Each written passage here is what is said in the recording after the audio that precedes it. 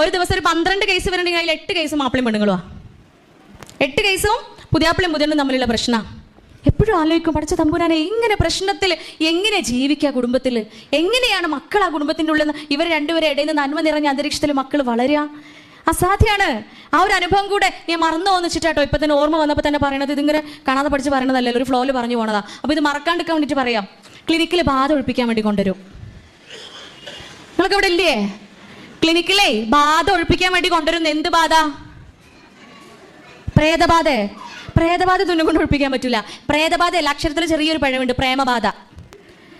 പ്രേമബാധ ഒഴിപ്പിക്കാൻ വേണ്ടിയിട്ട് കൊണ്ടുവരും. അപ്പം ഈ പ്രേമബാധ ഒഴിപ്പിക്കുന്നതിനിടയിലേ ഇതിൻ്റെ 8 വർഷത്തെ അനുഭവമാണ് പറയണത്.